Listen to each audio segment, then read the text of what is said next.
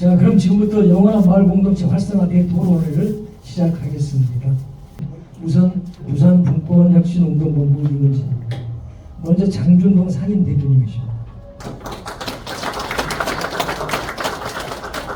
다음은 이혜수 공동대표님이십니다. 다음은 신효수 공동대표님이십니다. 다음은 정번영 감사님이십니다. 반갑습니다. 이어서 우리 풍천지와 시민들 임원진 소개해드리겠습니다. 서순복 대표장님이십니다.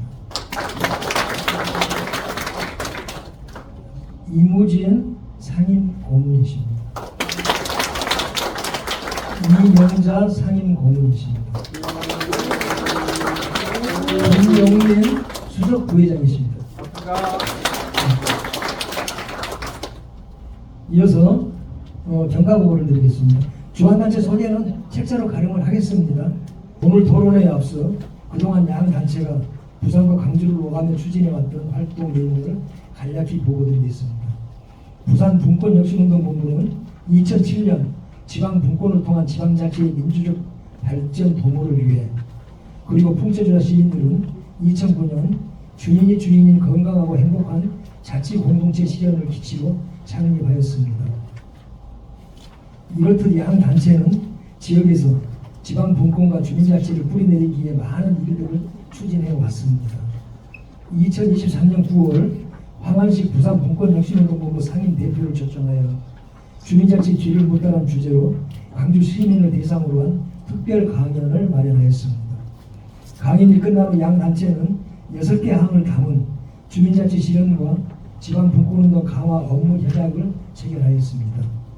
2004년 8월 우리 단체는 부산 분권혁신운동본부의 초청을 받아 영원함 자치분권 균형발전 교류협력 오크숍에 이틀 일정으로 참여하였습니다.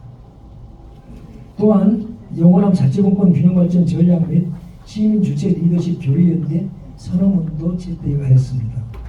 오늘 이 자리는 지난해 부산 측이 초청했다는 답례 차원으로 우리 단체가 마련하였으며 영원함 마을공동체 활성화 대토론을 한 주제로 이틀간 열띤 토론을 벌여나가겠습니다.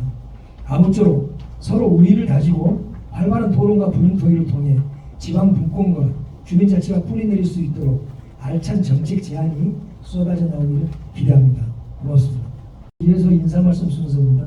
먼저 우리 서순복 대표장님의 환영사가 있겠습니다. 반갑습니다.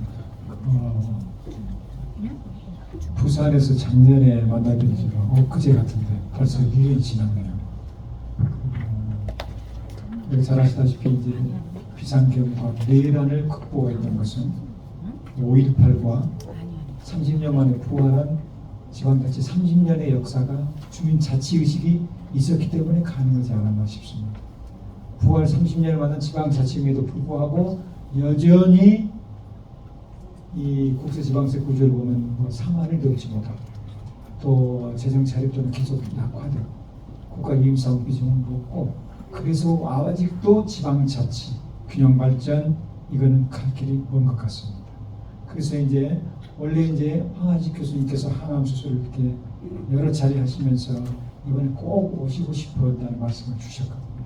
근데 며칠 전에 아무래도 안 되겠다고 말씀하시면서 힘주하신 말씀이, 지금 현 정부는 5국 3특 체제로 이렇게 간다고 하지만은 지역의 힘과 시민의 힘이 중요하다.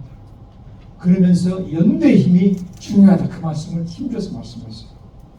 그래서 이제 우리가 이제 영혼함이 함께 모여서 우리가 이렇게 하는 것은 여러 가지 의미가 있을 것 같습니다. 지금 여기는 금남도거든요. 바로 옆에 있는 충장로는 충장군 김덕령 장군 꼴을 따서 충장도인데, 김덕령 장군도 의병 임난이 일어났을 때 의병운동 2년 8개월 동안 2년 2개월을 진주에서 했습니다. 그 다음 진주성에 가시면은 그 비문에 무진주 무호남이라고 써있더라고요. 진주가 없으면 호남이 없다. 화순에서 의병을 했던 인간 때 진주성 2차 전투에 참여했던 진주성 전투에 돌아가셨습니다. 근데 그 양반이 이제 의병 입고 가려고 그러니까, 아니 뭐 들라고 여기 광주에 호남을 지키지 경상도까지 간다요. 그렇게 이 양반이 경상도도 우리 땅이요, 호남도 우리 땅이죠. 영원한 함께 교류해야 됩니다. 연대해야 됩니다. 그래서 지방 분권의 역사를 우리가 고맙습니다. 박수 한번 주십시오.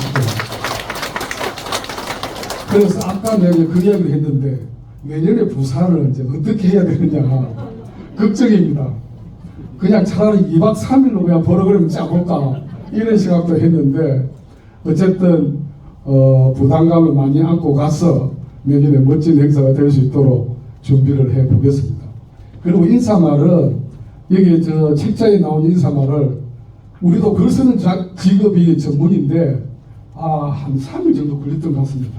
나름대로 제가 고민해 가지고 쓴 글이니까 그 인사말 한번 꼭 한번 보시기를 바라고요. 그리고 마지막으로 이 말을 꼭 좀 하겠습니다. 이제 제가 발제 주제가 이재명 정부 지방 분권 균형 발전 정책 그걸 설명하고 향후 과제로 발제를 했는데 저도 지방분권 전국회의 공동대표로서 한 10년 이상 활동해 왔거든요. 그래 하면서 뭐 마음에 안 드는 것도 많죠. 이 자리에서 이런 말 해도 되는지 모르겠다. 이재명 대통령이 연수원 동기입니다. 시험 연수원. 같은 반이었고 같은 조였습니다. 바로 내 옆자리에 앉은 친구였거든요. 그래서 아무래도 좀 호감이 더 가는데 지방분권 정책이 균형발전 정책이 123대 국정과제죠. 그게 9개밖에 안 들어있습니다. 나중에 내가 발제할 때 보면 아시겠지만은 너무 미흡합니다. 이렇게 기초자치단체장부터 도지사 그리고 대통령이 되었으면은 지방분권이나 균형발전 이쪽에 대해서 상당히 좀 의식이 좀 강할 거로 생각했는데 좀 부족한 것 같아요. 그래서 결론이 이렇습니다. 앞으로 대통령은 영남과 호남 지역에서 자치단체장 출신들이 반드시 돼야만이 분권 균형발전 정책이 제대로 되지 않겠느냐. 여러분 동의하십니까? 네, 그렇게 되기를 바라는 마음으로 오늘 행사에 저도 임하도록 하겠습니다. 이상입니다. 고맙습니다. 저희들이 이 행사를 치르면서 우리 회원들만의 내실을 기하기 위해서 외빈들을 사실상 초청을 안 했습니다. 안 했는데 광주에 오셨다 보니까 우리 광주 시민시장님한테는 꼭 좀 한번 찾아주십사 말씀을 드렸더니 오늘 충장축제가 있고 다른 정책 때문에 부득이 못 오겠다. 대신에 내가 영상 메시지로 보내겠다. 그렇게 해서 영상 메시지를 준비를 했어요. 그거 하나만 딱 들어보도록 하겠습니다. 마을 공동체 활성화를 위해 함께 모여주신 여러분 환영합니다. 축하드립니다. 광주시장 강기정입니다. 멀리 부산에서 달려오신 권준동 대표님, 그리고 부산 분권혁신운동본부 회원 여러분, 그리고 영남의 가족들을 환영해 주신 서순복 회장님과 품자 주자 회원 여러분 감사드립니다. 지방자치 30년이 되는 해 풀뿌리 자치가 잘 되고자 한다면 마을 공동체가 활성화되어야 할 것입니다. 우리 광주는 96개 전 동에 주민자치위원회를 주민자치회로 전환시킨 멋진 고장입니다. 전국에서 유일한 광역시입니다. 그 힘으로 최근 주민자치법 입법 촉구 결의대회도 우리 시청에서 가진 바가 있습니다. 이제 마을 공동체를 위해서 마을 공동체 활성화 기본법을 제정해야 될 때가 됐습니다. 주민자치법, 마을 공동체 기본법, 이 두 입법을 위하여 오늘 우리도 함께 화이팅 한번 하십시다. 우리 모두 함께 화이팅입니다. 본격적으로 대토론회를 진행하도록 하겠습니다. 대토론회 진행은 주제발표 두 번의 주제발표에 의해서 네 분의 패널이 토론하는 형식으로 진행을 하도록 하겠습니다. 그럼 먼저 우리 이무진 상임 고문님의 주제 발표가 있겠습니다. 우리 단체에서 이번 행사 행사의 취지나 주제와 관련해서 이렇게 설명했습니다만은 마을 공동체 활성화 무슨 의미일까도 곰곰이 새겨봐야 되겠습니다. 하지만 여기서 주민자치의 발전 과제를 좀 포괄적으로 다뤄보려고 했습니다. 그런데 이제 주민자치 이제 부활해서 다시 30년 동안 이런 주제에 대해서 작년 부산에서도 같이 논의한 바도 있고 해서 주민자치 발전에 있어서 가장 핵심적인 문제가 뭐일까 이렇게 생각해 보니까 현재 법제도적으로 제대로 체계적인 정비가 안 되어 있어요.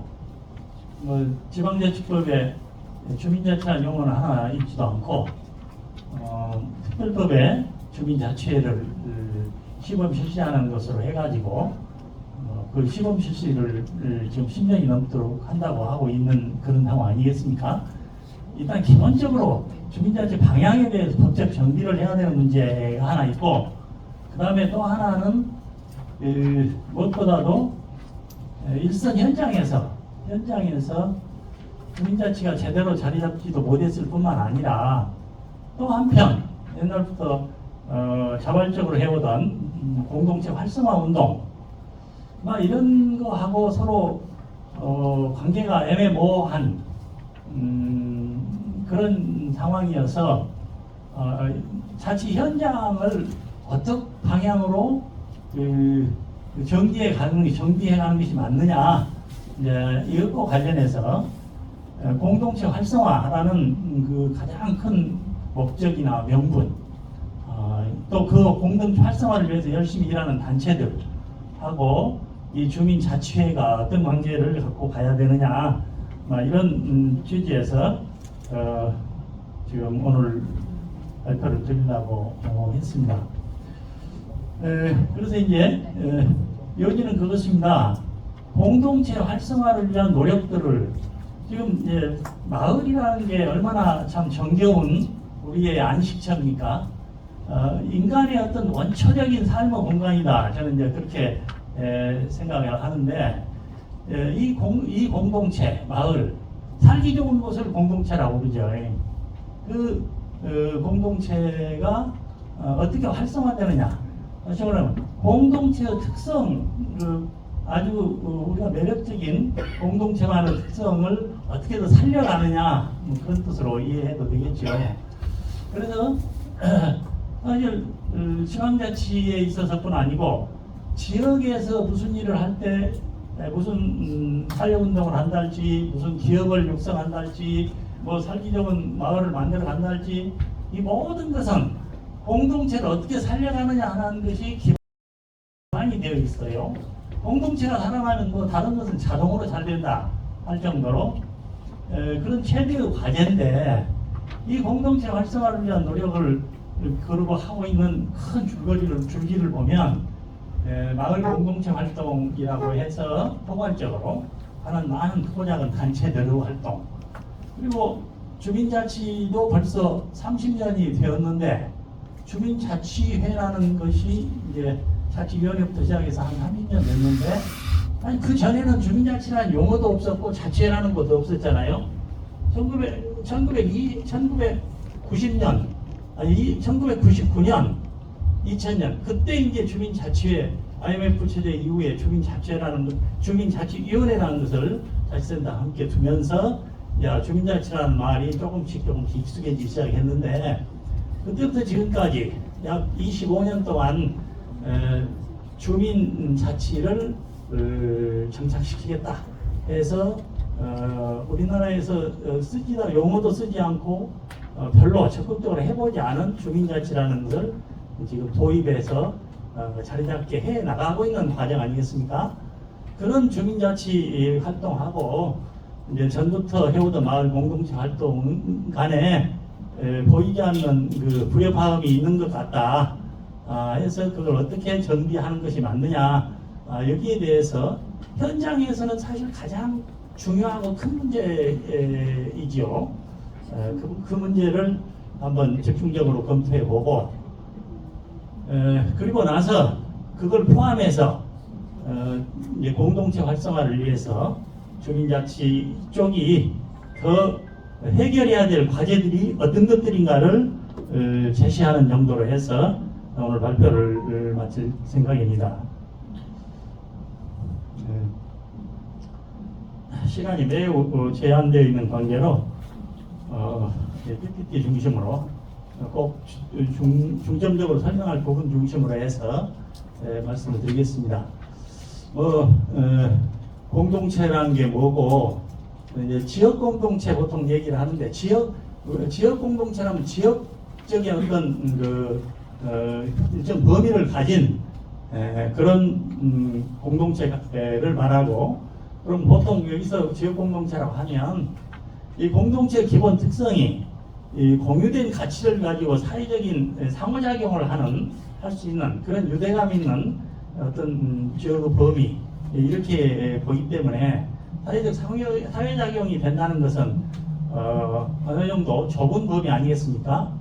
만나서 소통하고 서로 관계를 맺고, 요즘에 뭐 인터넷으로 친구도 되고 마을도 만들 수 있겠지만 그건 예외고, 전통적인 공동체, 지역 공동체라면 흔히 말하는 마을 공동체, 어떤 이 동인 정도 규모를 생각한다고 보고, 지역 공동체나 마을 공동체는 같은 의미로 쓰고, 또 그 어떤 지역의 마을의 공동체 안에는 마을 전체가 공동체 개념에 들어갈 수도 있고, 또 작은 단위, 거기에서 한 10여 명이 요새는 뭐 취향 공동체라고 해서 무슨 같은 관심을 갖는 어떤 모임도 하고 그러는데, 그런 것부터 또 이제 완전 그런 자생적인 단체로부터 또 전부터 나름대로 지역사회 활동을 하고 있는 여러 가지 관변 단체들까지 다 포함해서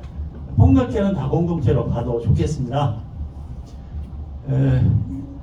그리고 이제 그런 공동체를 활성화한다는 것은 공동체의 특성을 높이 고양시킨다.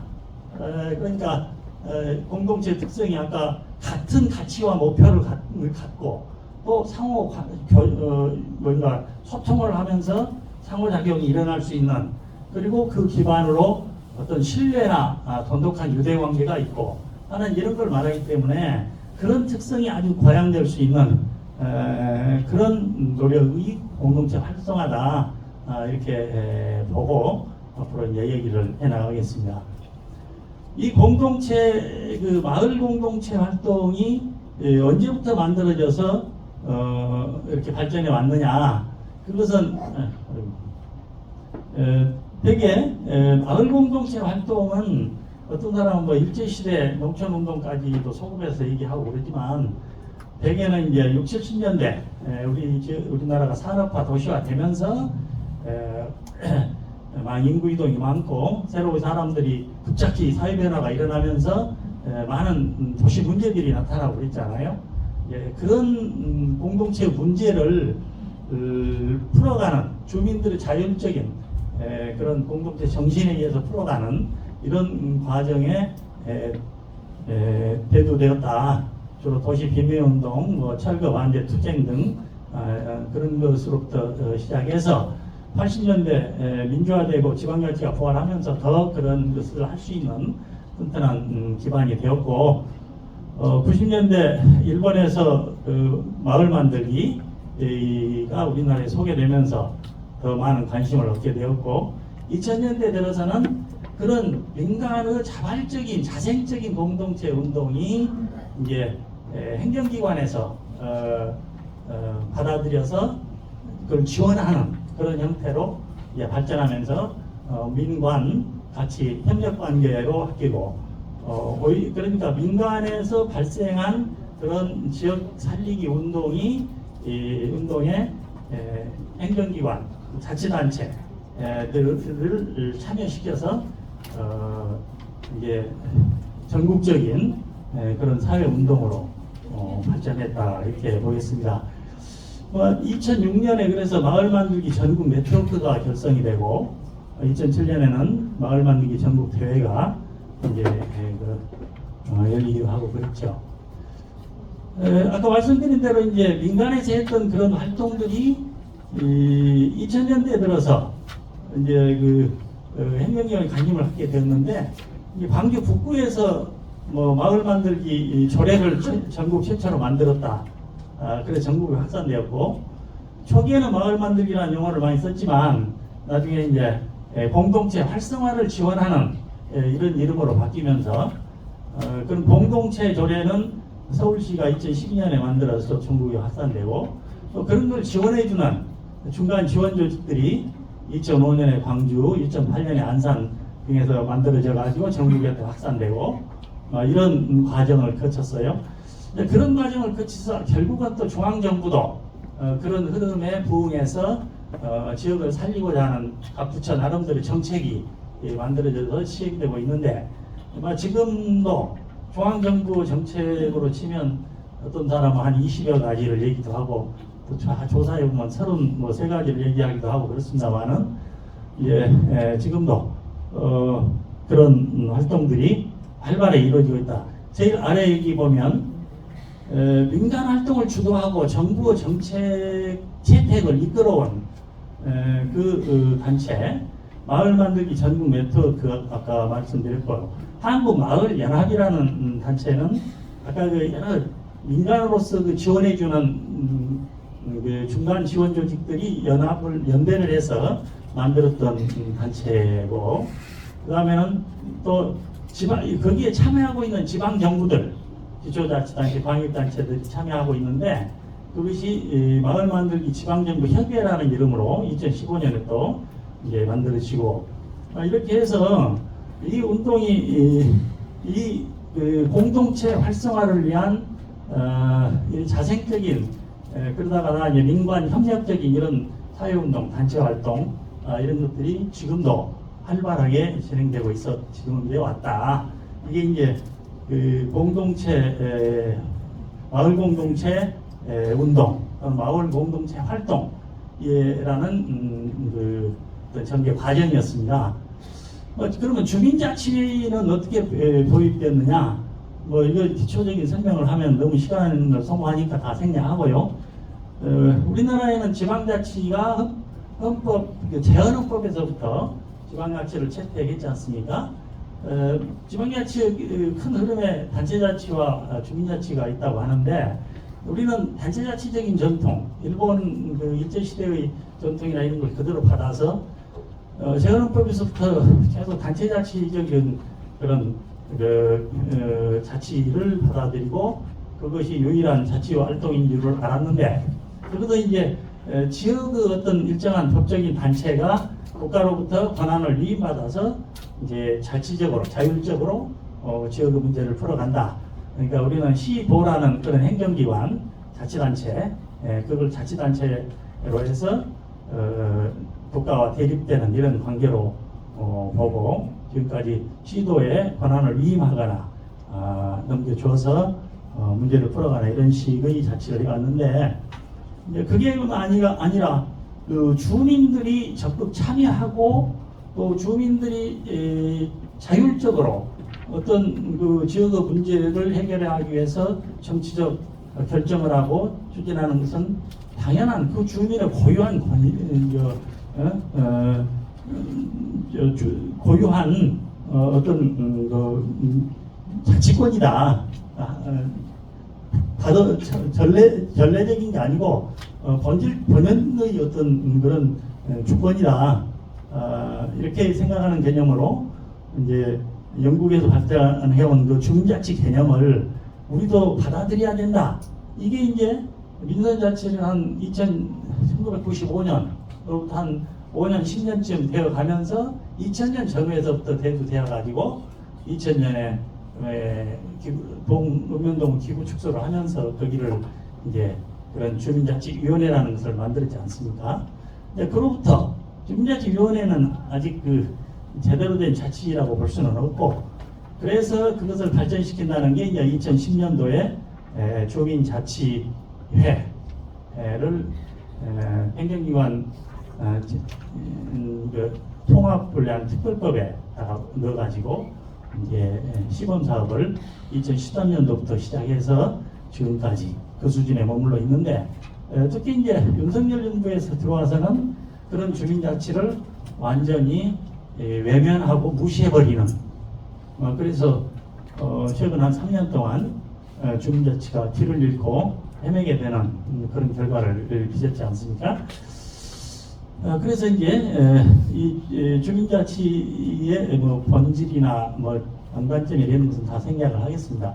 그런데 이제 무엇보다도 주민자치는 민주주의의 원리로서 주민자치, 민주주의의 원리, 그리고 아래쪽에 민주적 시민의식을 함양하는 효과, 주민자치가 민주주의의 가장 확실한 훈련장이다. 제임스 프라이스는 이제 그렇게 말하고 있죠. 그런데 어떻게 해서 주민자치가 시민의식을 형성하고 함양시키느냐, 그것을 이제 풀뿌리 민주주의로 설명을 하지 않습니까? 풀뿌리 민주주의. 아주 그 잡초 같은 이런 풀들이 아주 연약해서 그냥 금방 넘어지고 베어지고 말라버리지만, 이때는 뿌리가 살아있어가지고 서로 긴밀한 유대를 갖고 해서 다시 솟아나고 한 이 풀뿌리의 힘, 그게 바로 동네에 사는 사람들의 힘이다.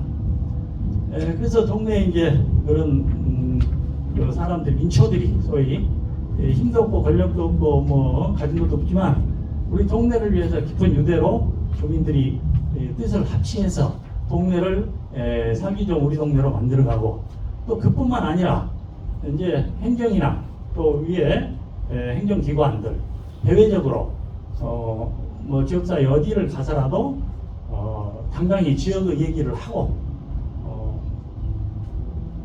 가진 것이 아무것도 없지만 우리 주민의 뜻이다, 또는 우리 주민들의 힘이다, 10,000명, 20,000명 주민을 대표해서 가서 당당히 할 말하고,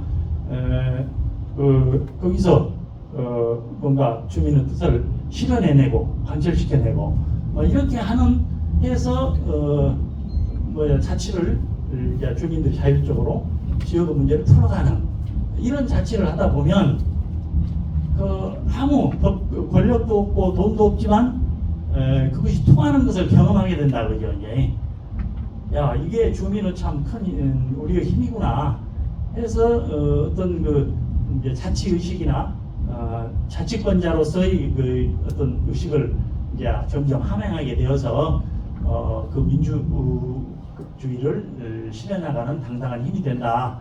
자, 이런 얘기입니다. 그래서 이제 그런 민초들의 공간뿐이 아니라 더 대외적인 초대된 공간에 가서도 주민으로서 역할을 다하는 것, 그게 바로 주민자치다. 이렇게 이제 요새는 그런 이해를 많이 하려고 합니다. 그래서 이제 이제 주민자치가 어떻게 도입됐냐, 이게 이제 말로 설명된 부분이니까 넘기고요. 그러면 마을 공동체와 주민자치 활성화 노력을 그동안 했는데 이걸 어떻게 봐야 되느냐? 사실 마을 공동체 활동을 제가 평가하기는 조금 그쪽에 전문성이 없어요. 그래도 이제 이런 자료들 보고 하니까 순수한 민간하게 자발적으로 일어나던 사회운동을 2000년대부터 조례를 만들고, 지자체에서 조례를 만들어서, 조례를 만든다는 말은 거기에서 어떻게 지원하고 행정적, 재정적으로 지원을 해주고 또 어떻게 뒷받침을 해주겠다, 그런 것이 조례에 당연히 들어있죠.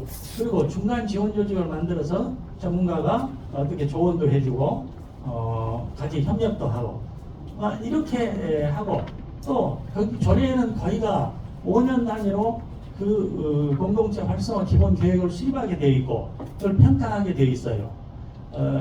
그런 것은 매우 전문가들이 이렇게 공동체 활성화 정책을 마련해 가지고 관리하는 이렇게 체계적으로 하다 보니까 그런 공동으로 하는 기간이 한 20년이 이제 됐죠. 20년. 그러니까 지금 평가는 굉장히 빠르게 그런 쪽이 성장이 되고 있다. 이런 평가를, 긍정적인 평가를 하고 있습니다. 다만 일부 그런 과정에 너무 의존적이 되어가는 경향이 있다. 또 어떤 그 자주성을 좀 약화되는 부분이 있다는 평가도 있습니다. 그다음에 이제 주민자치 쪽에 대해서는 뭐 너무나 이제 우리가 자주 얘기하는 것이라서 그쪽 얘기는 안 하겠습니다만은 25년 동안 지금 온 게 시범 사업이냐 여태 주민자치위원회를 지금도 두고 있는 데가 많이 있어요. 주민자치회로 했다가 지난번 전 정부에서 주민자치 뭡니까 회에서 자치위원회로 이제 되돌아간 데도 있고요. 자, 그런데 이제 문제는 이 두 가지 특성을 두 가지 마을 공동체와 주민자치 활동에 어떤 차이가 있느냐. 이건 기본적으로는 아주 공통적이다. 같은 마을에서 같은 마을 공동체나 주민을 위해서 헌신하는 그런 활동이다. 그래서 같이 봅니다. 그러나 거기에는 차이가 크다. 출발점이 차이가 있다는 것은 아까 하나의 민간 자발적인 운동으로 시작했느냐, 주민자치회를 도입하기 위한 도입을 한다는 정부 방침에 따라서 거기에 참여했느냐, 이런 상당히 큰 차이가 있고요. 그 다음에 두 번째는 기능에서 역할 기능이 좀 다른 차이가 있다. 주민자치회는 개별 공동체하고는 달리 지역 공동체 생태계를 구성하는 다양한 주민 단체들, 자, 지역에는 수많은 그런 공동체들 있잖아요. 그 공동체들의 어떤 우산과 같은 그걸 다 비를 막아주는 또 플랫폼과 같은 이런 기능들을 주민자치회는 해야 된다.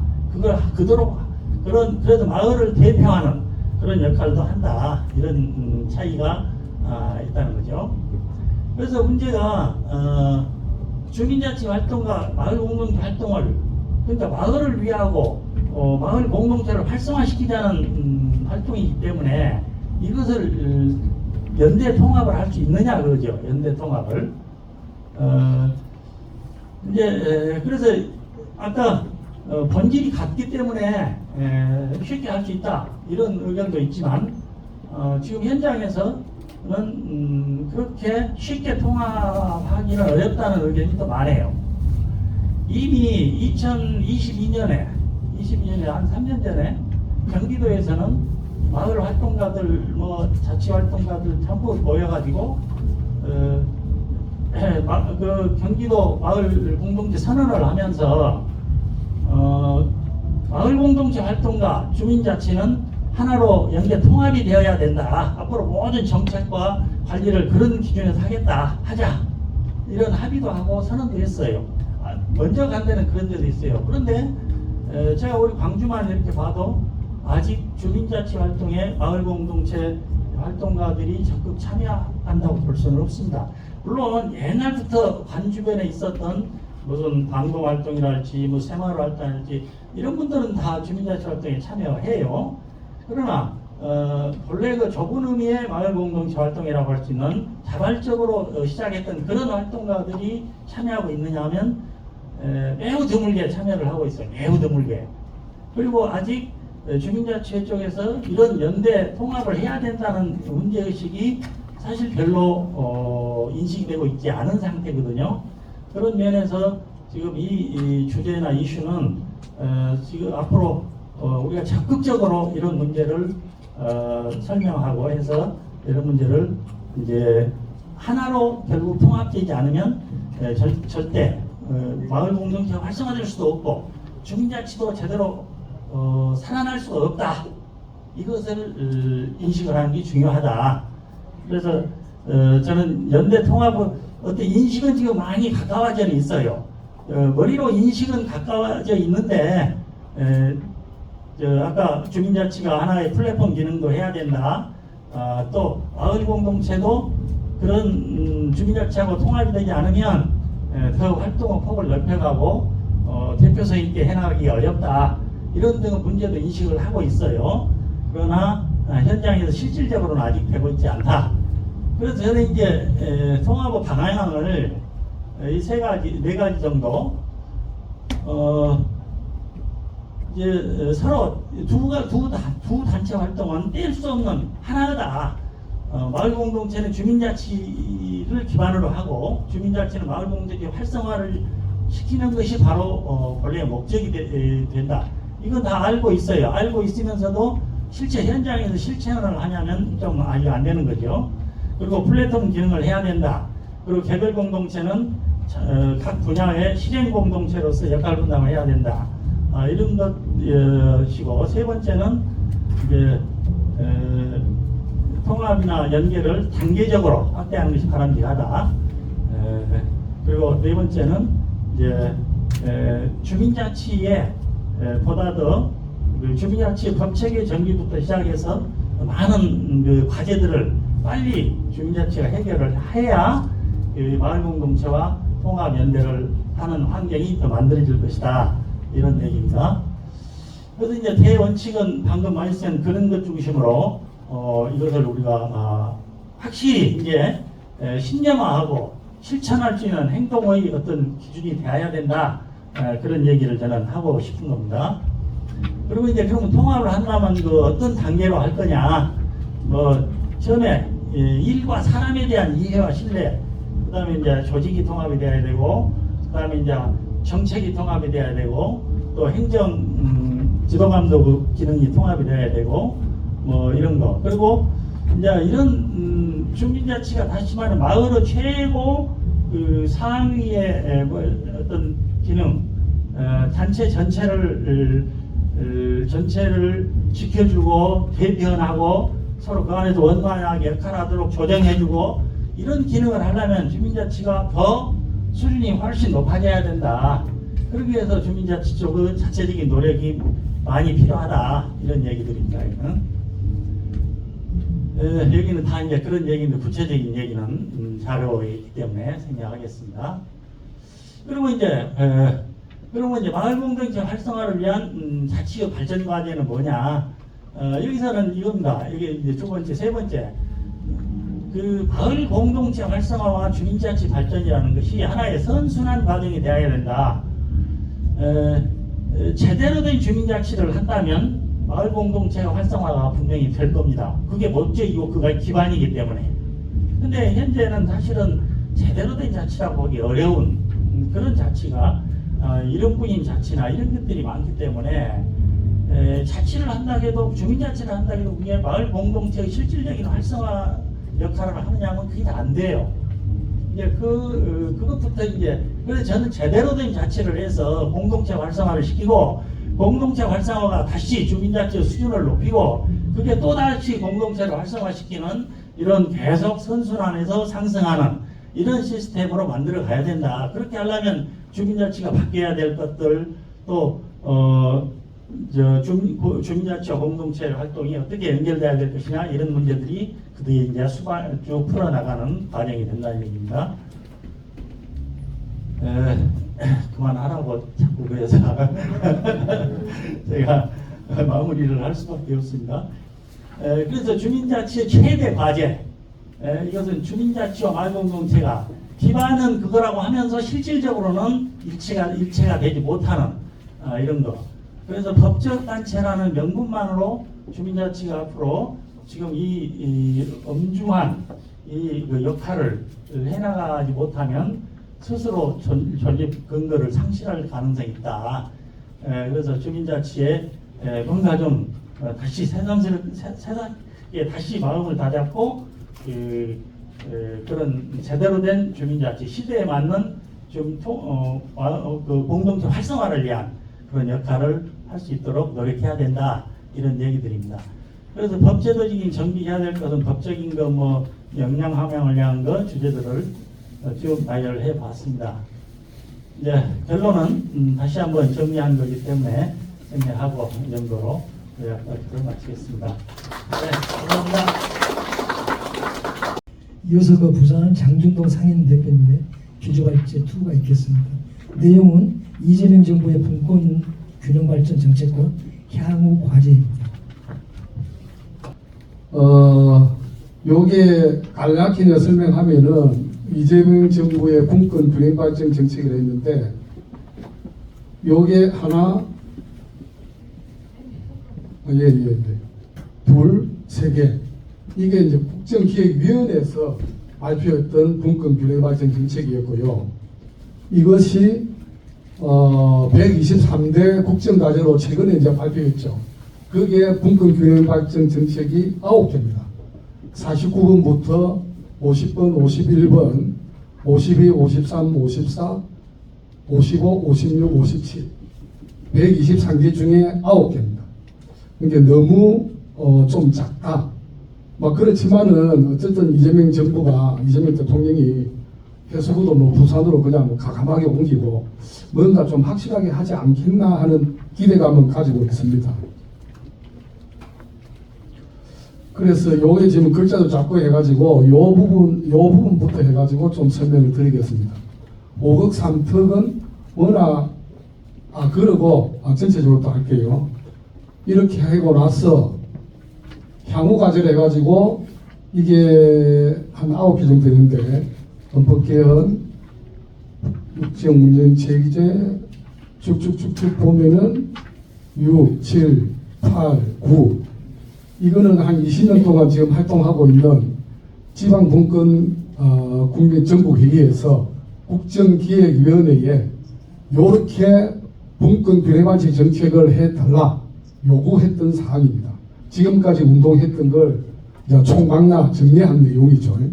그래서 저는 향후 과제 이 중에 몇 개는 채택이 됐고 몇 개는 채택이 안 됐는데 우리가 지금까지 어떤 것을 주장하고 외치고 있는지 그 위주로 좀 강조를 하도록 하겠습니다.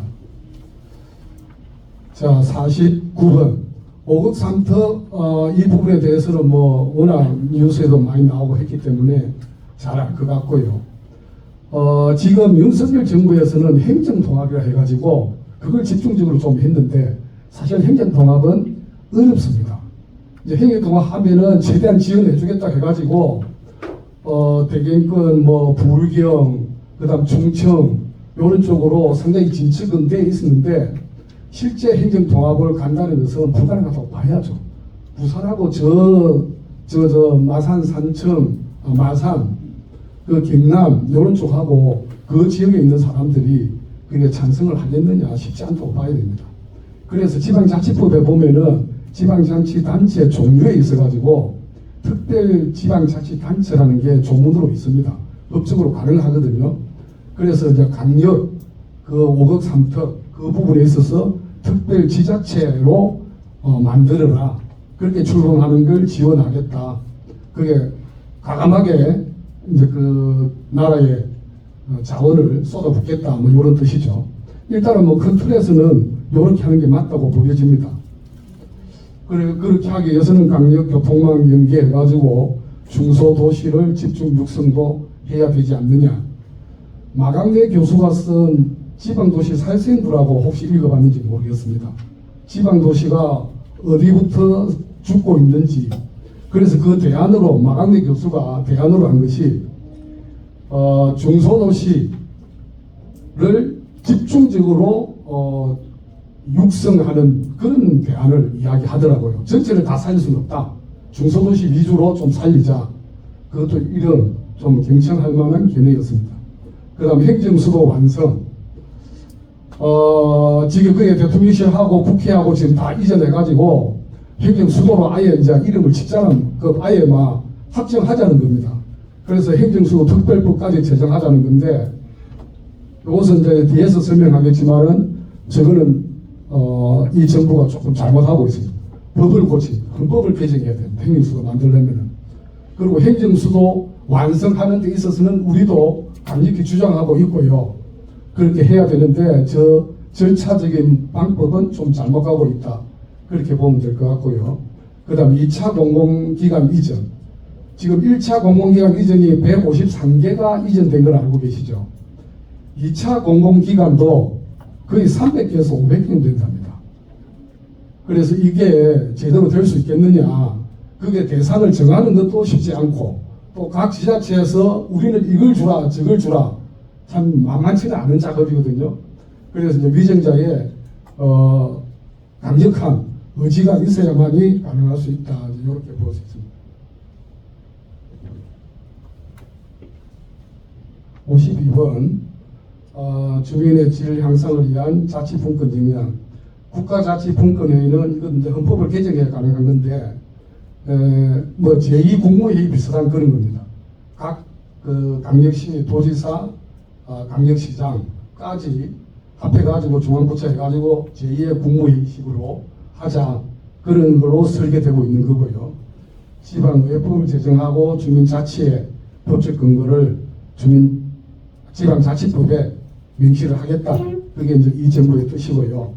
읍면 동장 주민선택제, 이게 광주 서구가 2014년에 전국에서 최초했다 하더라고요.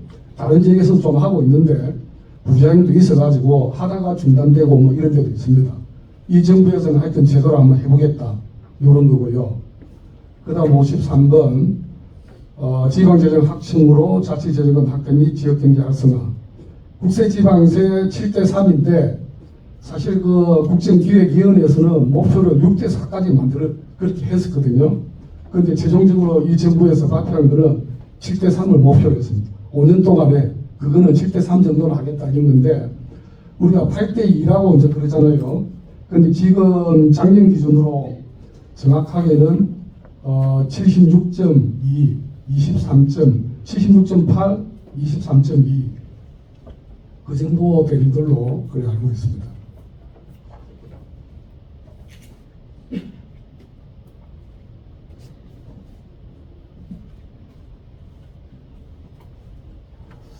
소멸위기제 도약을 위한 지원 강화, 지방 소멸위기 대응 기금이 한 1조 정도 되거든요. 그것을 이 정부에서는 한 5조 정도 하겠다고 그렇게 하고 있습니다. 그 이재명 정부의 123대 국정과제 중에 제1대 과제가 헌법개헌입니다. 그게 내용이 어떤 게 있냐면요. 대통령 4년 연임제, 그 다음 결선 투표제, 그 다음 국무총리 국회 추천제, 그 다음 대통령 거부권 제한, 뭐 요런 정도로 개헌하겠다는 걸 1대 가지고 했는데, 우리 지방분권 전국회의에서는 요 부분을 이걸 한 20년, 5, 6년 전부터 계속 요구하고 있는 겁니다. 전문의 지방분권 국가선언을 해라. 지역대표형 상헌제를 만들어라.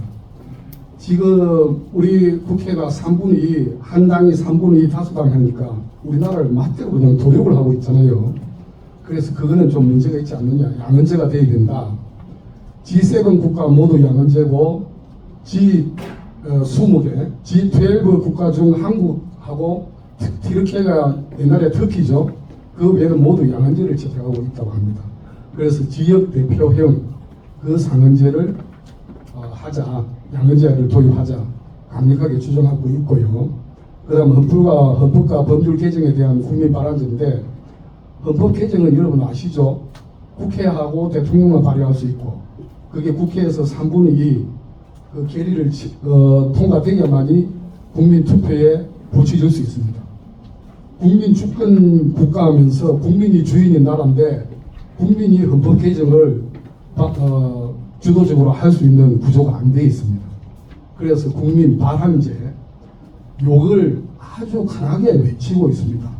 그러니까 지방 분권 운동 그 그룹 중에 헌법 개정 중에 다른 거 안 한다, 딱 국민 발언하는 거, 헌법 개정 절차법 그거 하나만 만들자, 이렇게 하는 사람들도 있습니다. 그 다음 자치 입법권 강화해가지고 국회는 중앙정부의 법률로 만들고 강력시도의회는 지방정부의 법률을 제정하자. 중앙과 지방에서 지방 말 좀 사용하지 말자, 그냥 자치법률을 하면 안 되겠느냐, 이런 말도 쓰고요. 지금 조례는 제가 아마 이거 어디 발표할 때마다 하는 소리인데, 조례는 그 일제시대에 쓰는 용어거든요. 강력시도의회에서 지방정부의 법률이라고 해야 됩니다. 국회에서 만드는 것은 중앙정부의 법률이고, 왜 똑같은 개념으로 그거는 빨리 바꿔야 되지 않느냐. 그리고 기본권으로 주민자치권을 신설하자, 이렇게 강력하게 요구하고 있는데, 이 이재명 정부에서는 이게 대해서는 거의 반영을 지금 안 하고 있다, 이렇게 보면 되고요. 메가시티 구축으로 분권형 국정운영체계 추진, 요구한 것에 대해서는 사실 저 위에 수도권, 동남권, 대전권, 호남권, 충북권, 특별자치도 3개, 5억 상특하고 이거는 뭐 정부에서도 같이 한다고 보고 있고요. 그다음 지방 분권 그 운동가들 중에 요 밑에 걸 강조하는 사람이 있습니다.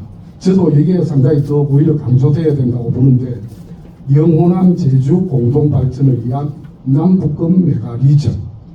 여러분 지금 수도권 그다음 충청권을 중부권이라고 그러거든요. 중부권도 사실상 중수도권입니다. 아시죠? 그러니까 호남권만 지금 인구가 소멸되고 호남과 영남권만 인구가 지금 소멸되고 있잖아요.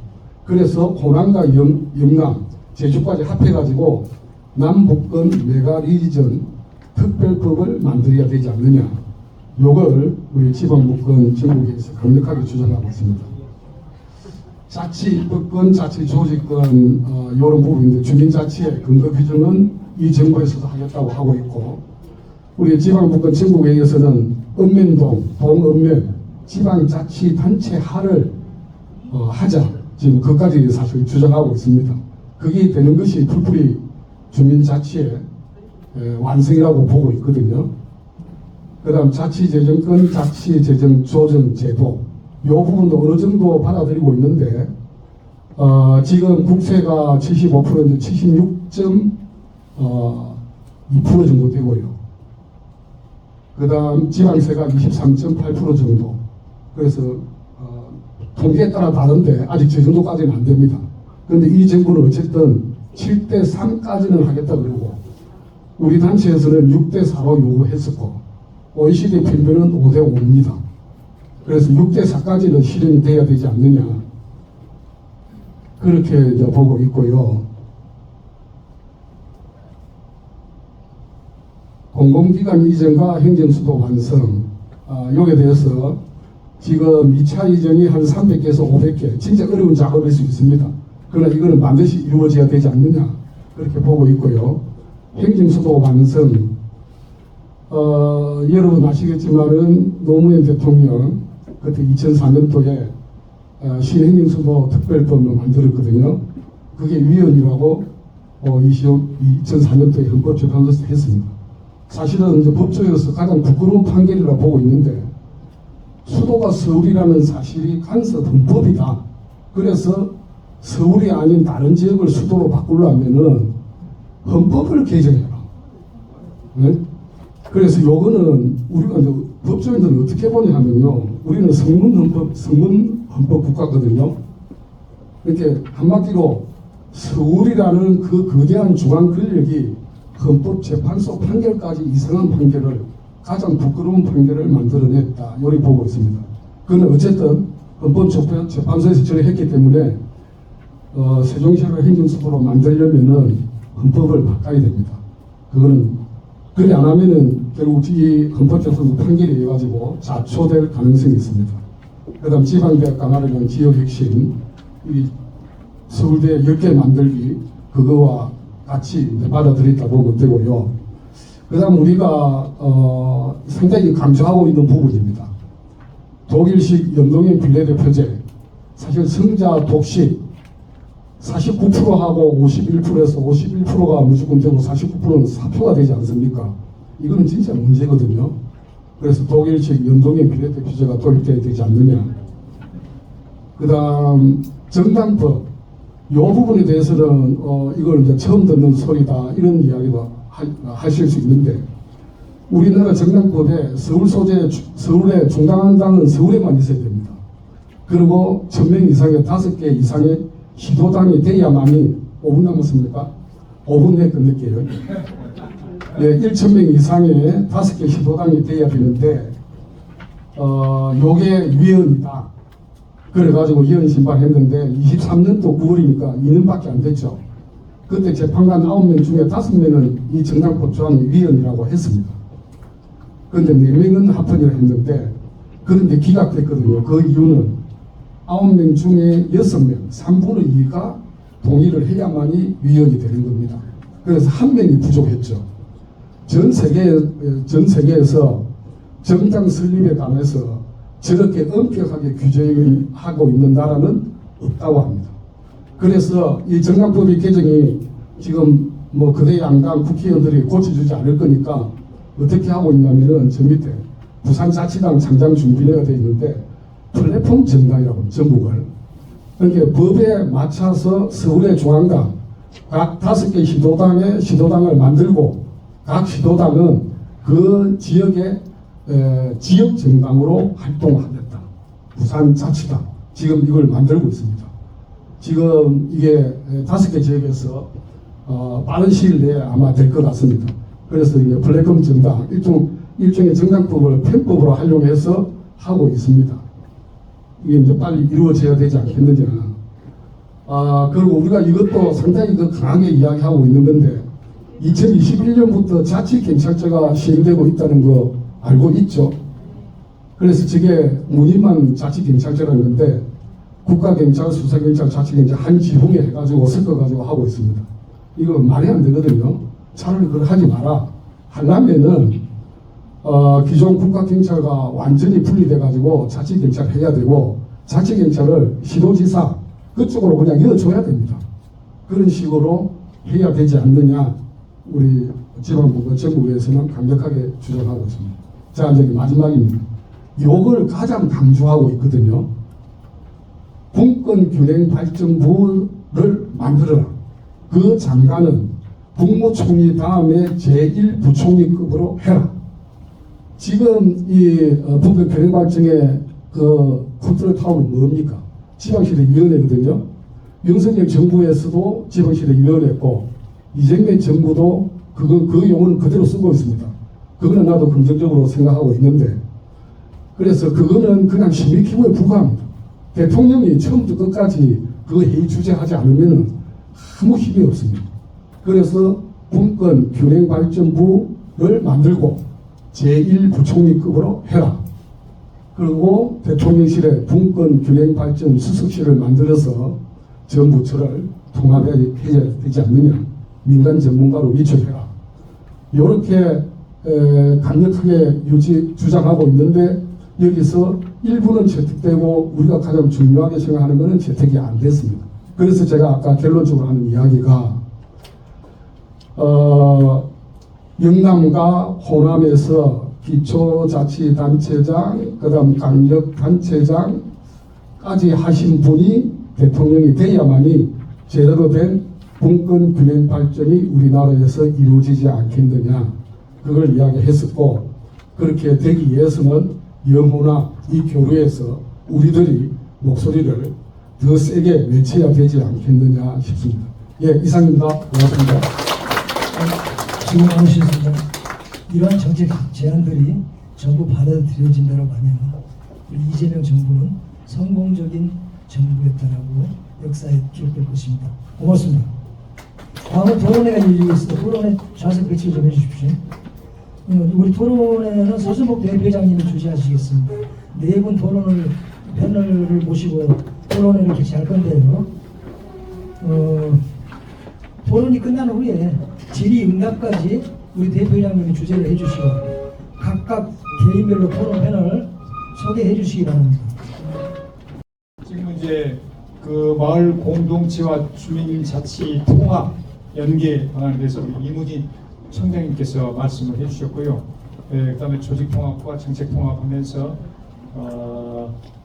또 이렇게 가야 된다. 주민자치회는 우산 역할을 하고 또 마을 공동체는 실행 공동체의 역할을 해야 된다. 이런 말씀을 주셨습니다.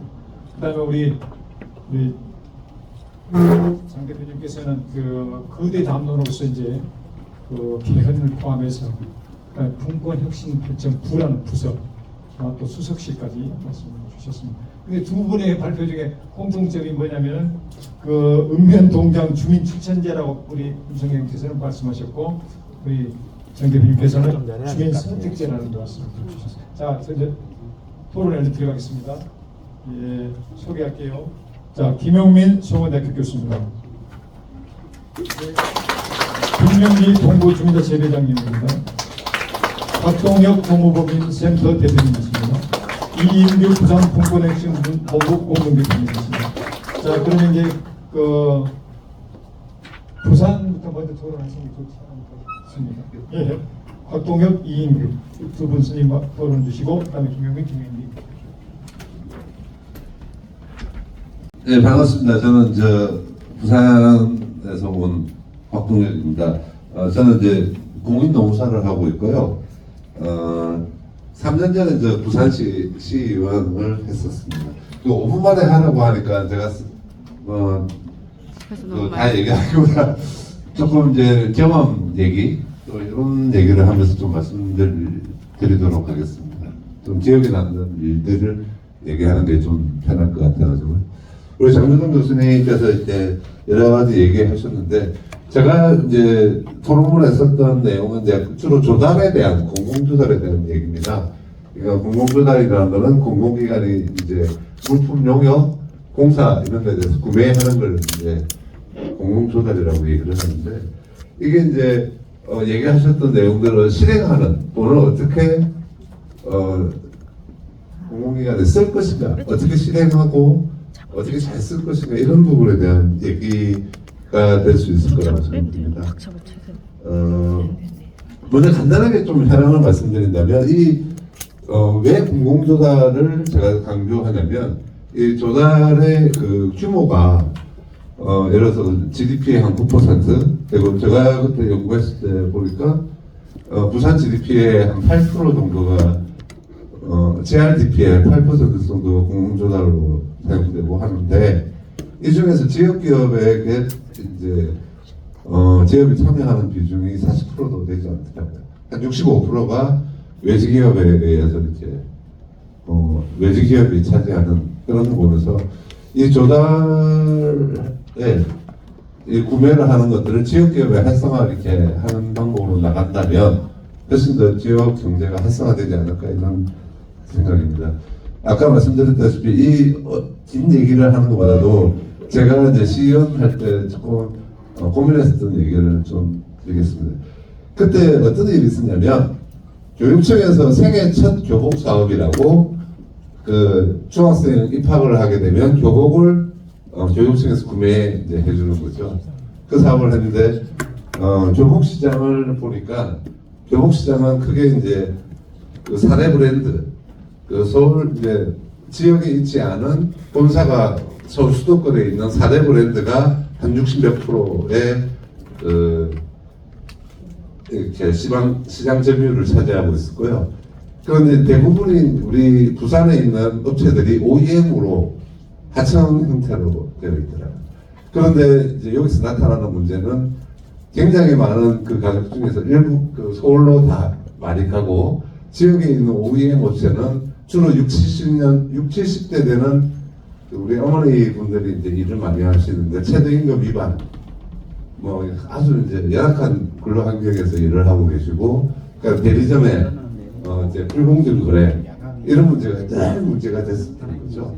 그런 게 한 60% 이상 정도가 시장 점유율을 차지하고 있었고, 또 제가 보면서 특이했던 게 뭐냐면, 오르도 스쿨 베이직이라는 브랜드가 있었는데, 그 부산이 그 연합 브랜드로 만들어 놓은 거예요. 그러니까 와이사스 회사, 뭐 바지 회사, 단추 회사, 이런 회사들이 모여가지고 오르도 스쿨 베이직이라는 어떤 브랜드를 만들고, 이 점유율이 한 30% 정도, 한 40% 가까이 육박하게 이렇게 되어 있더라고요. 그래서 이런 교육청이 공공구매를 하는 데 있어가지고 그냥 이렇게 학생들한테 이렇게 교복을 주는 뭐 이런 정도로 끝날 것이 아니라, 이 부산 그 교복 산업에서 어떤 변화를 가져올 수 있을까, 이런 고민을 좀 했었던 거죠. 그래서 이제 최저가 낙찰의 문제, 뭐 이런 식으로 한다면 이제 원래 대기업들이 좀 저가로 쳐버리고, 그럼 저가로 이제 낙찰된 이후에는 이제 와이사스 값 이런 것들을 높여가지고 다시 뭐 이런 식으로 가기 때문에, 최저가 낙찰이 아니라 최저 가치의 어떤 낙찰이 있어야 됩니다. 적정 가격의 낙찰이어야 되고, 들어오는 조건이 최저임금 위반이라든지 공정거래를 위반하는 경우에, 그러니까 사회적 가치를 넣으면서 그 부분을 지킬 때 이렇게 낙찰될 수 있도록 하는 것, 그런 어떤 이제 입찰 구조를 조금 바꿔내는 이런 것들을 해보자, 이렇게 제안을 했었고, 그 다음에 이제 오르도 스쿨 베이직 같은 경우는 협동조합화 시켜 나가는 거죠. 협동조합처럼 되어 있지 않고 그냥 브랜드 하나로 모였었는데 이걸 협동조합화 시켜 나가면서 이 산업을 어떻게 이제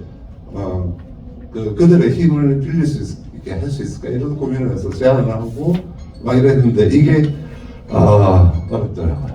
쉽게 이루어지는 구조가 아니었습니다. 그래서 그렇게 해서 이제 그 제안만 하고 실제로 이루어지지 못하고 와서 1년이 지난 다음에 결과가 어떻겠습니까? 결과가 4대 브랜드의 점유율 구조가 80% 넘어가요. 거의 90%까지.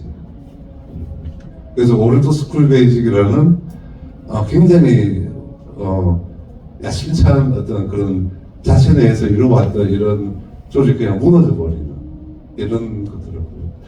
그래서 저는 이제 재정 합충도 중요하고 이렇게 하지만 그것을 어떻게 지역 기업에 나아갈 수 있도록 할 수 있는 방법이 뭐냐, 지역 기업이 구매할 수 있는 방법이 뭐냐 이를 본다면 그 방법을 찾아야 되고 아까 얘기했지만 분권도 그 예를 들어서 지방계약법 같은 경우도 똑같아요. 국가계약법하고 그렇기 때문에 자치단체의 특성이라는 걸 전혀 반영하지 못하는 그런 문제가 생기는 거죠. 그래서 이 앵커기관, 공공기관 우리가 자치단체뿐만 아니라 뭐 대학, 병원 이전되는 공공기관 이런 앵커기관들의 그 높은 구매력들을 활용해서 우리 지역기업들이 이렇게 구매되고 활성화될 수 있는 이 방안들을 찾아 나가는 것 플러스 우리 사회가 이 공공재정이라는 거는 좀 더 공익적 의미로 쓰여지려고 한다면 그 뭡니까 이런 사회적 가치 이런 것들을 부여해서 이렇게 풀어나가는 것들이 필요하지 않겠나 이런 생각이 좀 들었습니다. 마치겠습니다.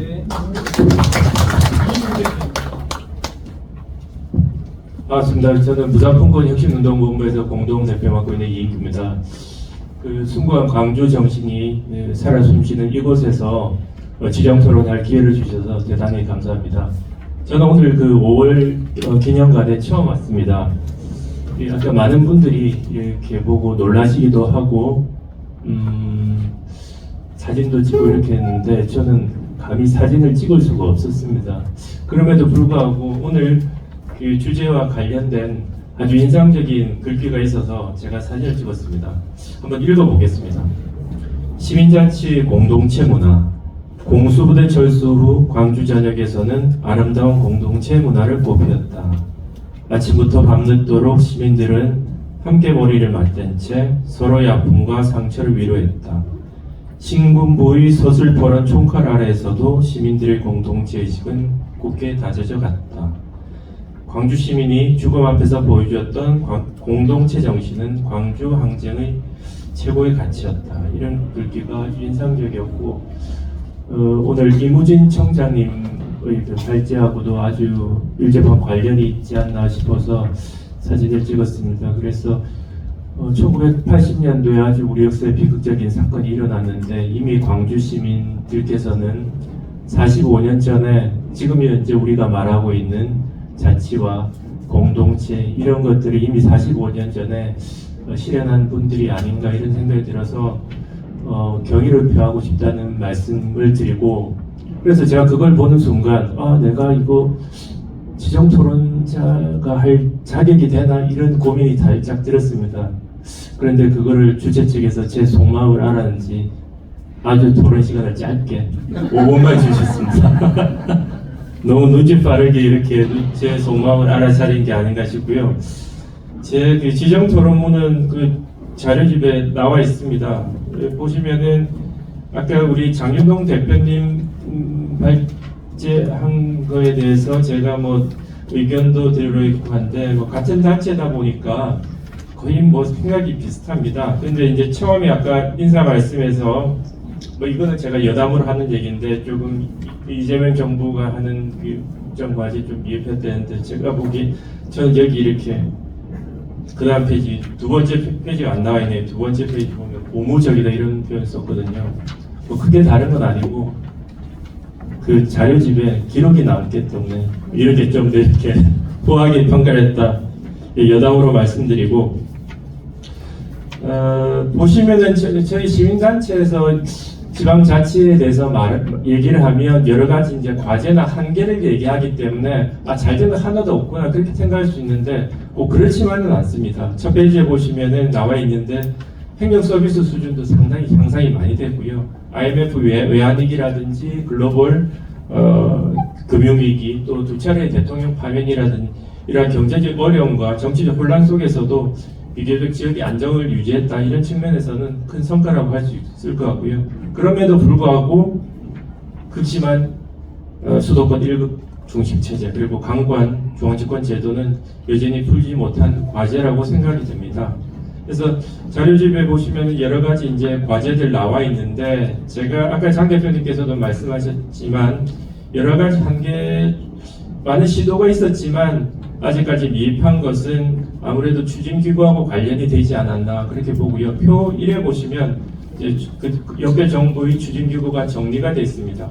노무현 정부에서 문재인 정부까지는 분권과 균형발전 기구가 나누어져 있었는데 윤석열 정부부터 이제 지방지대위원회로 통합이 됐습니다. 분권과 균형발전을 통합적인 관점에서 바라본다는 것은 저는 뭐 긍정적으로 평가를 하고 있는데 두 기구가 하나의 기구로 합쳐졌음에도 불구하고 이 기구의 위상이 더 강화되지는 못했다는 아쉬움이 있습니다. 그리고 중앙지방협력회의 같은 경우에도 2022년 1월에 출범했는데 당시에는 이제 제 국무회의라는 상당히 기대를 모았는데 여러분 혹시 중앙지방협력회의 하면 어떤 기억이 남아 있으십니까? 어떤 이미지 혹시 없으십니까? 저는 이미지 딱 하나 있는데 그 홍준표 전 지사가 윤석열 대통령을 향해서 머리를 이렇게 책상에 닿을 정도 이렇게 머리를 조아리는 장면이 있었습니다. 그게 중앙지방협력회의였거든요. 그걸 보면서 역시 대통령과 우리나라 대통령 차에서 단체장들이 대등하게 이렇게 회의를 해서 논의를 하기에는 상당히 어려움이 있지 않느냐 이런 생각이 들었고 그러다 보니까 여러 가지 뭐 실질적인 효과를 하지 못했던 것 같습니다. 그래서 중앙지방협력회의의 실질화도 필요한데 그렇게 하려면은 중앙지방협력회의 결과가 지방시대위원회의 업무 계획에 실제 반영이 되거나 이행 과정에 대한 점검도 이루어져야 되지 않나 그런 생각이 들고요. 그리고 아까 이제 발제에서 헌법 개정안과 관련해서 지방 분권형 헌법 개정에 대해서 말씀하셨는데 헌법 개정의 내용에 있어서는 자치분권화를 통한 참여 민주주의 보장과 지역의 자율적 발전을 위한 장치가 최우선적으로 담겨야 할 것입니다. 또 그와 함께 시민이 참여하는 개헌이라는 헌법의 개정의 방식도 중요하게 다뤄져야 될 사안이라고 보고요. 마지막으로 정리하도록 하겠습니다. 아까 뭐 소순복 회장님도 말씀하셨고 우리 또 부산에 계시는 황원식 대표님도 강조하셨다고 하는 말씀과 같은 맥락인데 2026년 6월 지방선거를 앞두고 지방 권력을 탈환하려는 더불어민주당과 이를 지키려는 국민의힘이 벌이는 치열한 경쟁은 분권 균형 발전을 향한 유리한 정치적 기회 구조가 열리는 것이라 할 수 있을 것 같습니다. 내년 지방선거를 맞아서 광주의 품자주자 시민들과 부산의 부산분권혁신운동본부를 비롯한 영호남의 시민사회는 지역의 결집된 힘으로 분권 균형 발전 정책이 확실하게 그리고 속도감 있게 실현될 수 있도록 강력한 실천 여부를 앞장서고 총력을 다해야 할 것입니다.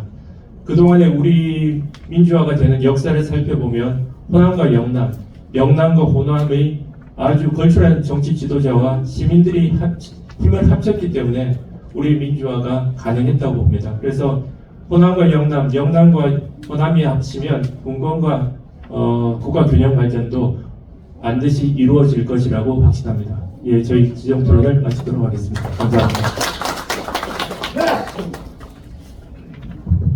네, 이어서 하겠습니다. 저는 서울대학교에서 근무하고 있는 김용민이고요. 품자주자 시민들에서 상임 부회장을 맡고 있습니다. 제가 이제 토론문의 내용을 잠깐 말씀드리면 평소에 제가 이제 균형발전하고 자치분권과 관련된 그리고 이번에 이재명 정부의 국정과제를 보면서 제가 조금 생각했던 것들 몇 가지 좀 적어봤습니다. 지금 이제 첫 번째는 이제 이재명 정부가 지금 5급 삼특이라고 해서 초광역권을 이제 주장을 하고 있는데, 그 이재명 정부 그 국정과 맨 뒤에 보게 되면 그 지역별 공약들이 이제 수록이 되어 있는데, 그걸 보시게 되면 대구, 광주 몇 개 기관들이 지역별 공약들이 유사해요. 그래서 예를 들자면 대구, 광주는 대구도 AI 하겠다, 광주도 모빌리티 하겠다, 뭐 R200 산단 조성하겠다. 각 지역마다 그 공약들이 비슷한 말입니다. 그래서 초방역권을 하기 위해서는 그 지역의 특성들을 키워내는 게 중요한데, 지금 그런 그 지역마다의 특성들이 없고 유사한 그 공약들이 많이 들어가 있는 부분들이 있기 때문에 초강력권 5급으로 가기 위해서는 그 지역의 특성화가 참 중요하다, 이런 말씀을 좀 드리고 싶고, 두 번째는 서울대 10개 만들기가 있어요. 그런데 언뜻 봤을 때는 서울대 10개가 만들어지면 좋아지지 않을까. 하지만 전국에 대학이 산의대학이 193개가 있고 전문대학이 132개가 있습니다. 그러면은 서울대 10개를 만들게 되면 결국은 그 지역의 거점 대학을 중심으로 할 거란 말이죠. 그럼 다른 대학은 죽으라는 소리냐. 이렇게 한 대학을 키워서 서울대 10개 만든다는 것은 그것은 말도 안 되는 이야기입니다. 그래서 그 지역의 대학들이 각각의 특성화되어 있거든요. 특성화되어 있는 대학들이 모여서 연합대학 형태로 해서 역량이 강화돼서 서울대 같은 대학을 만들어야지, 거점 대학을 지금 특정적으로 육성한다는 것은 다른 대학과의 협동성도 문제가 있고 대학 간 바다 경쟁도 이루어질 수 있기 때문에 앞으로 그런 부분들을 조금 고민할 필요가 있다. 세 번째는 저는 그런 생각을 해봐요. 초광역화를 하게 되면 기본 전제는 이 광역화 안에 교통망이 확충이 시급하게 돼야 됩니다. 강주를 이야기를 하자면 강주에서 전주 가는 기차가 없어요. 없습니다. 전주를 가려고 하면 자가용이나 버스를 타야 돼요. 강주 사람은 전주 안 갑니다. 멀기도 하고. 그리고 순천에 가려고 하면은 순천까지 기차가 있는데 옛날 기차예요. 1시간 반, 2시간 걸려요. 누가 가겠습니까? 그래서 지역 안에 초광역화 되기 위해서는 지역 안에서 이동권이 빨리 움직일 수 있는 이동권이 확보가 돼야 됩니다. 이런 이동권이 확보가 안 되면 광역화가 되지 않아요. 그래서 빨리 그 교통인프라, 철도든 뭐든 교통인프라가 빨리 이루어져야 된다라는 말씀을 좀 드리고 싶고, 마지막으로 이제 주민자치가 되기 위해서는 핵심은 이제 주민자치의 역할이 중요합니다. 그래서 주민자치가 지금 상당히 윤석열 정부 때는 조금 주춤했긴 했지만 그래도 나름대로 또 영향이 있는 주민자치가 있어요. 그런데 이 주민자치를 한 단계 올리기 위해서는 주민자치의 어떤 부분이 지금 문제가 있고 어떤 부분이 지금 수정을 해야 될, 개선해야 될 것인지에 대한 주민자치의 수준을 측정할 수 있는 기본 어떤 지표 이런 것들이 없습니다. 그냥 마을 만들기 하고 모여서 회의하고 이렇게 해서 주민자치하고 막 이러거든요. 그래서 주민자치를 위해서 참여가 지금 부족한지, 조직이 부족한지, 제도가 부족한지, 구성이 부족한지, 예산이 부족한지, 이런 주민자치의 어떤 부분이 부족한지에 대한 적절한 수준을 측정할 수 있는 지표들이 좀 개발이 됐으면 좋겠다라는 말씀을 드리고, 제가 지금 이 연구를 하고 있고, 그리고 아마 조만간에 발표를 할 예정이 있습니다. 그래서 연구가 되면 제가 이렇게 부산 쪽에 제가 연구 결과물을 올리도록 하겠습니다. 네, 반갑습니다. 저는 자영업을 하고 있고 또 주민자치를 내가 20년간 이 위원회부터 지금까지 이렇게 해오고 있습니다. 아까 우리 이무진 청장님께서 말씀하신 그 주민자치의 부족함에 대해서 나열을 해주셨거든요. 한 20년간 전력 투구를 해서 온 사람으로서 굉장히 부끄러웠습니다. 나름 손발이 닳도록 누가 칭찬받기 위해서도 아니고 누구에게 내세우기 위해서도 하는 일도 아니고 정말 우리가 행정에서 촘촘히 챙긴다 하지만 이웃에 사는 사람들이 누가 눈물을 흘리고 있는가, 누가 추위에 떨고 있는가를 살펴서 함께 온기를 느끼고 살 수 있도록 자발적으로 나서는 그런 우리 주민자치였는데, 정치 논리로 인해서 자꾸 이런 것들이 휘둘리고 어떻게 보면 참 불행한 역사죠. 좋은 정책들은 다음 정권도 이걸 이어받아서 이걸 잘 유지 발전시켜야 되는데 오히려 좋은 거는 시기하듯이 폐기해버립니다. 오히려 대단한 어느 정권이라서만이 아니고 이 앞전 윤석열 정부에서 시범자도 떼기 전에 다시 자치위원회로 회기를 한달지 이걸 도저히 자치회를 발전시켜 나갈 수 없는 그런 상황이 되어버렸어요. 그래서 대단히 많은 실망감을 가지고 2023년도부터 서울의 국회와 행안부를 다니면서 계속 우리가 촉구도 하고 해서 법제화를 하려고 지금까지 노력을 하고 있는데 이번에 아마 이제 전국 주민자치 협의회라는 걸 구성을 해서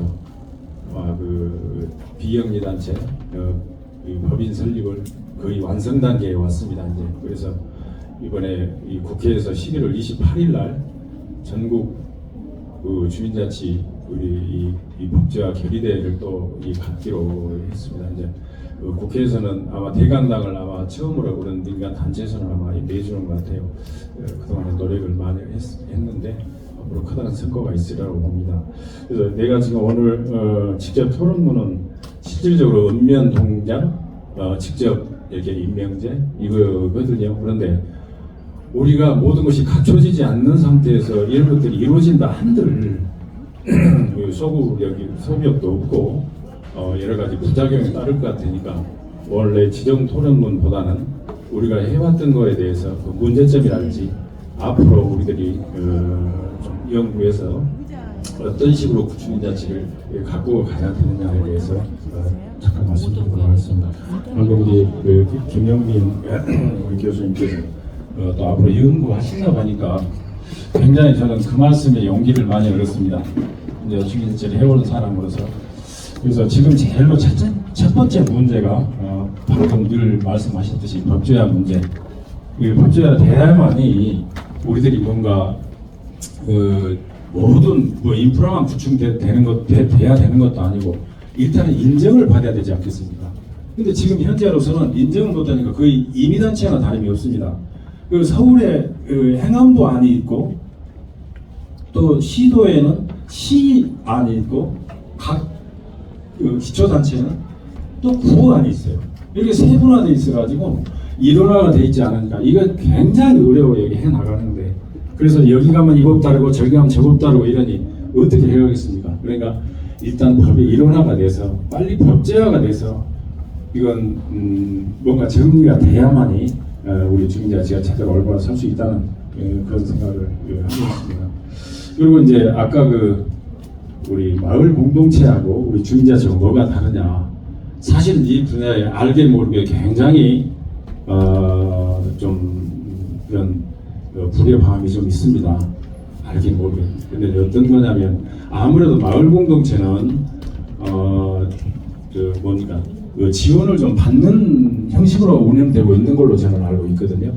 그러나 주민자치는 주민자가 들어가면 어디 누구가 단돈 푼돈 한 번도 주면 그 법에 위축되기 때문에 못 받습니다.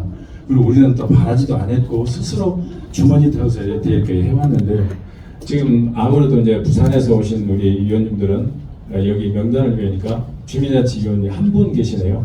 두 분인데 한 분은 국장님이시기 때문에 주민자치 위원이 아니시는 걸로 알고 있습니다. 그래서 지금 굉장히 생소하실 거예요. 그런데 우리 주민자치가 앞으로는 아까 그 마을 만들기만 하고 뭐 마을 사업만 하는 게 아니라 저는 앞으로 다양하게 해야 된다고 봐요. 지금 우리 OECD 국가 중에서 자살률이 제일 높다는 게 얼마나 부끄러울 일입니까? 서두에 말씀드렸던 주위에 굉장히 어려움을 겪고 있는 분들 우리가 같이 손잡아야 되고, 또 청소년들 선도 문제, 또 빈곤층, 그러니까 전부는 보살필 수 없으니까 우리 동이라도 먼저 이렇게 우리 이웃들을 이렇게 살펴가는 그런 모습까지도 이렇게 우리 주민자치 앞으로는 해가야 된다고 봅니다. 이제 늘 시간이 아까 반까지라고 했으니까 뭐 토론 시간이 좀 많아서 한 분당 한 15분 정도라도 주어지면 좋을 텐데 좀 아쉽기는 합니다. 이런 시간들을 또 앞으로 여러분들이 많이 만들어 주실 거라 생각하고, 위안이 되는 거는 어느 분이 그러더라고요. 우리는 대한민국에서 태어난 것만 해도 금수저다. 배고프다, 춥다, 덥다, 불편하지 말고 정말 봉사하면서 우리 기후위기에도 잘 대응하고, 우리 집 주위에 정말 이렇게 쓰레기 하나 버리는 것도 참 서로가 잘 일러서 우리 기후위기로 대응하는 것도 좋겠다.